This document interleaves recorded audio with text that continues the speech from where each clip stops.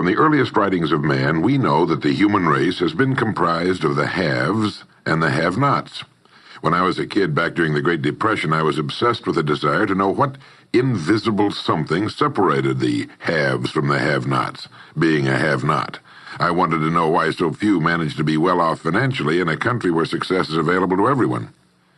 For example, in checking the Statistical Abstract of the United States, published by the Bureau of the Census, I discovered, just lately, that only 10% of the men in this country, 65 years of age and older, have incomes of $6,000 or more a year. More than 80% of all men 65 or older have incomes under $4,000 a year. Only 7.6% have incomes between $7,000 and $10,000 a year, and only 3.7% have incomes of $10,000 a year or more. A man starts his working career in his 20s, often earlier. He's fortunate in that he lives in the free world. He has better than 40 years to make the grade financially in the richest country on earth. Yet, according to the statistics, only about 10 out of 100 will be financially secure by the time 65 rolls around, and only about 4 men out of 100 will be financially comfortable. Now, why? Well, let me tell you how to find out for yourself. Conduct your own survey. Start down the street in your neighborhood on any Saturday or Sunday and ask the man of every house 2 questions. The first question is, what are you doing at the present time to increase your income now? That is, how much do you want to earn? And when you've evaluated the blank stare you get in response to that question, ask question number 2, which goes, how much money are you planning to be worth at age 65? Now, when the silence becomes too unnerving, thank him and move on to the next house. Ask 50 men, 100, 1,000, until you're completely convinced that the reason men don't make more money during their working lives, and the reason men aren't financially independent by the time they're 65, is simply that they seldom, if ever, do any constructive thinking on either subject. It's that simple, unfortunately. The reason it's so easy to earn far more money than the average man earns in this country is that so very few, are going about it the right way. This is a race without enough contestants to bother about. The few who are really in the race can all be winners. Some will finish ahead of the others, but even the man who finishes last in this race will be financially secure. Most people, more than 90%, aren't even in the race. To prove it, ask yourself the 2 survey questions.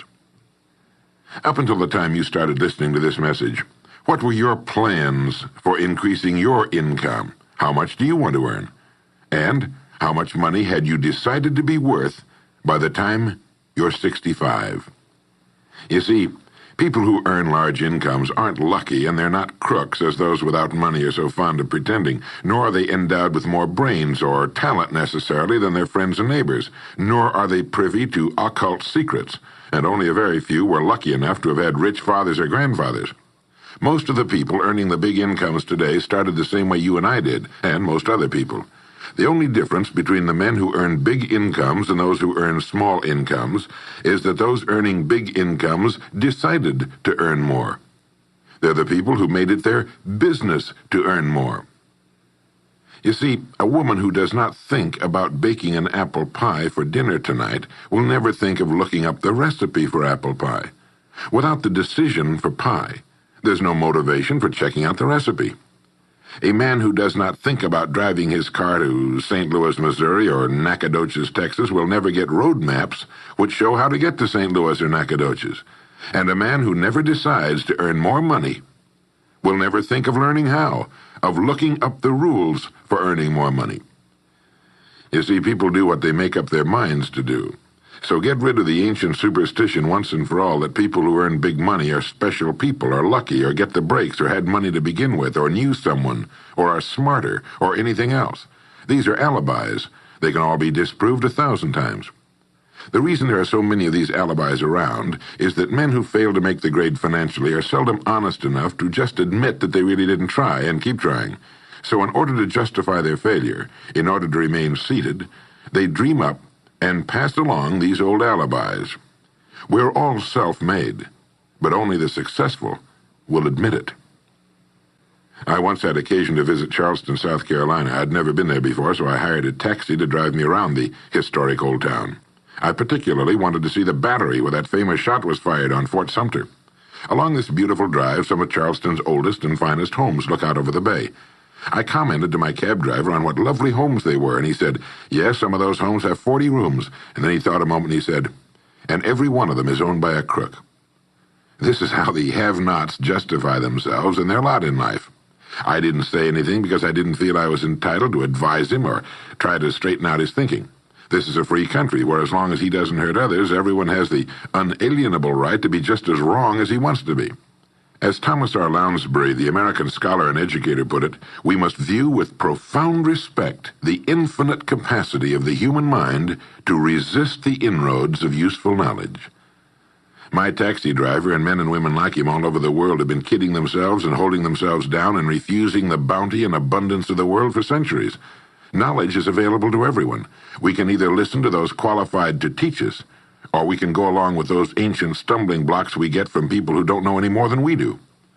The truth, incidentally, about those homes along that beautiful drive is that they were built by the men and women who made the largest contribution to the city of Charleston. In just a moment, I'm going to give you the formula for getting rich, but before I do, I want to remind you of something. Before a jet pilot begins his takeoff from an airport, he carefully goes over a checklist, item by item. He does this not only because it's required by law, but because he cannot afford to trust so important a job to his memory alone. He has another checklist that he goes over just as carefully before he begins his letdown at his destination. He does this without fail every time he takes off and every time he lands.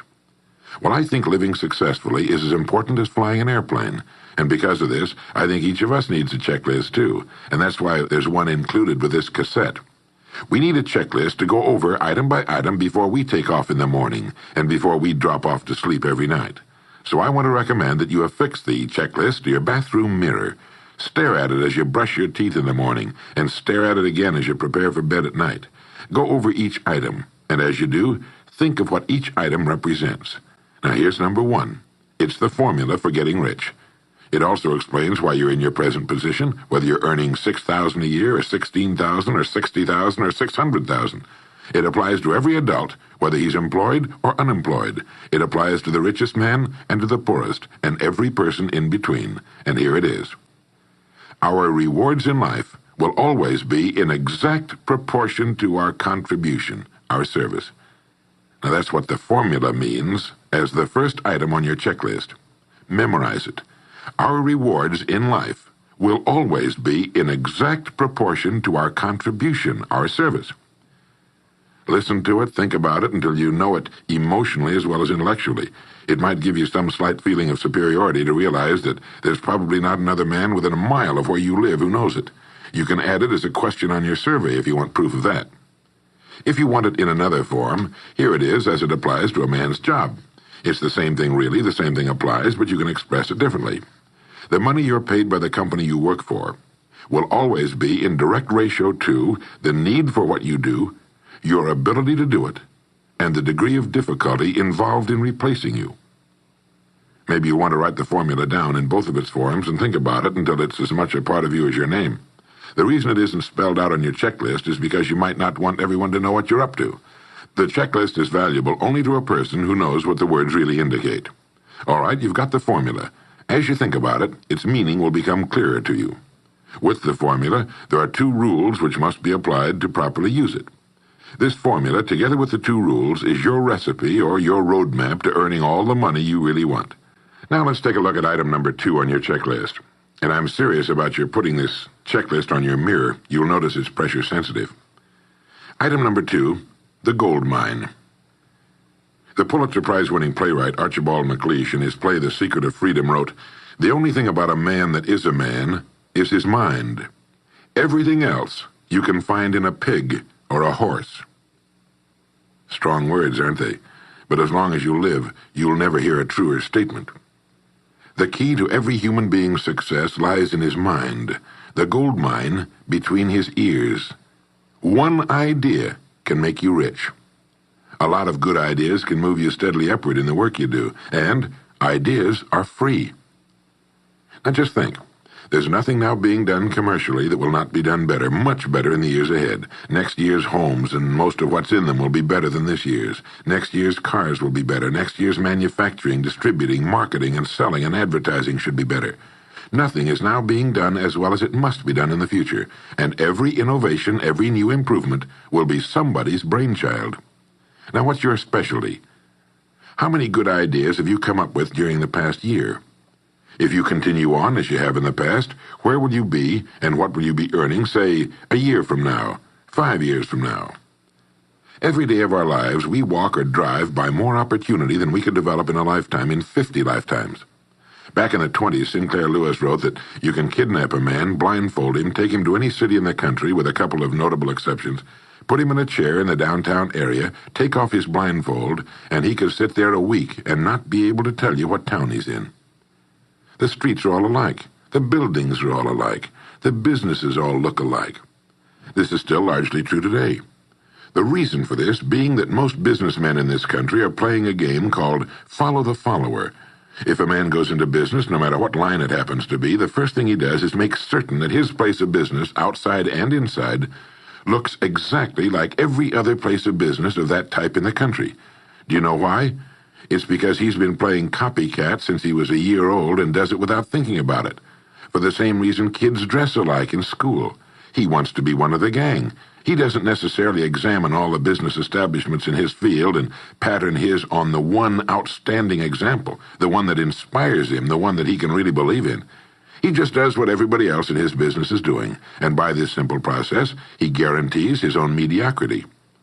Whose drum are you marching to, if indeed you're marching to anyone's, and why? Remember, whatever you now do for a living will be done differently, quite differently a few years from now. Never in the history of mankind have the opportunities for all of us been so great. But the great majority of people will be the beneficiaries of progress, not those who bring it about. Which group are you going to belong to? If you want to be a contributor, not just a beneficiary, here's the first rule. It appears on your checklist as the gold mine. So, think. Think deliberately and with a purpose. Use the gold mine between your ears.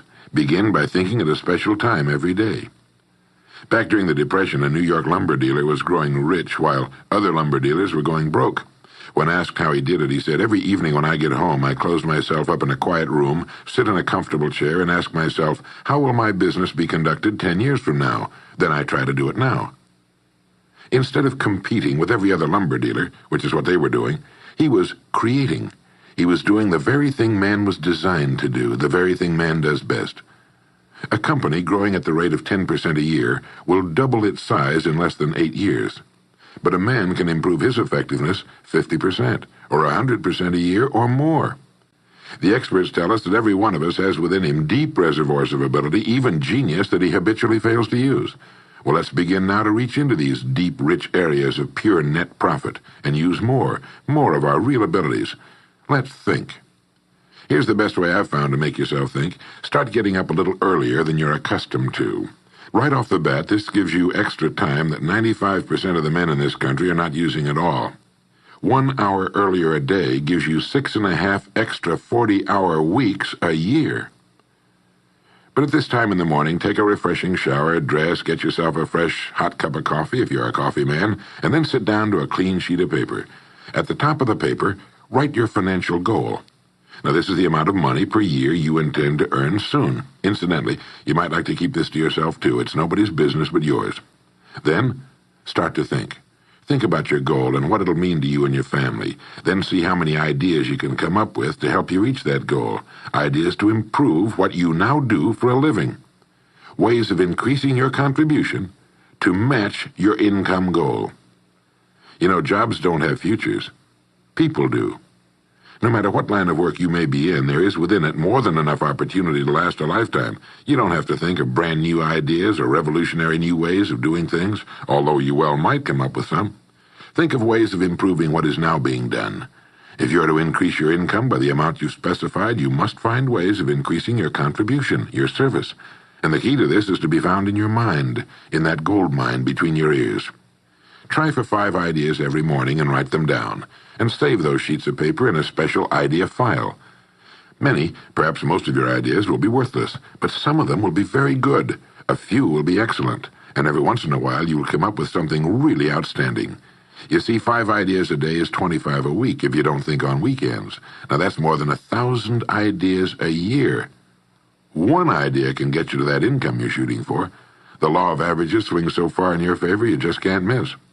Try to develop a sense of expectancy. That is, try to hold the feeling that the goal you're shooting for is a sure thing, and that it's only a matter of time before it's realized. You know, Henry Ford didn't start making cars until he was 45. A friend of mine started a new company at 65. He's still going strong, and his new company has sales of better than $300 million a year. It's almost never too late. Try not to think of things outside of your own line of work or whatever it is you're most interested in. To think well and profitably, you must discipline your thinking. Keep it on course, controlled, keep it in one field, specialize. Now for the final item on your checklist. It appears as the word. And the word is attitude. Attitude has been called the most important word in the language. William James put it this way. He said, "The greatest discovery of my generation is that human beings can alter their lives by altering their attitudes of mind." Now this is something to think about. Can alter their lives by altering their attitudes of mind. It's another way of saying we become what we think about. Look at it this way. Your total environment, if you've been an adult for any appreciable period of time, your total environment is a reflection of you as a person. The house and the neighborhood in which you live, the car you drive, the clothes you wear, the job you do, the people with whom you regularly associate. Your total environment is an exact and merciless mirror of you as a human being. Now, if you feel your environment can stand some improvement, you have only to improve your attitude, and your world will gradually change to reflect the changing person. Here's how to change your attitude. Beginning now, begin to act as would the person you most want to become. Now that is, if you were already in possession of the goal you're shooting for, how would you conduct yourself in all of your affairs? Well, do it now, and tomorrow, and the next day. Begin now to act the part of the person you most want to become, and you'll end by becoming that person. Subtly, in little ways, in the way you dress, in the way you talk, in the unfailing courtesy you show to every person with whom you come in contact, begin to act the part of the person who has already achieved that which you're shooting for. The German philosopher Goethe gave us the secret when he said, before you can do something, you must first be something. When you behave like the person you most want to become, the things that person would have will tend to come to you. It's simply cause and effect. Don't be in too big a hurry.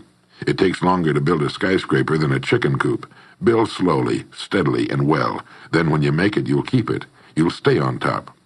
Always be suspicious of the so-called get-rich-quick scheme or sudden success. Never forget that word, attitude. It's your attitude toward the people with whom you come in contact that will determine their attitudes toward you. The person with the great attitude toward life and the world is the person other people call lucky.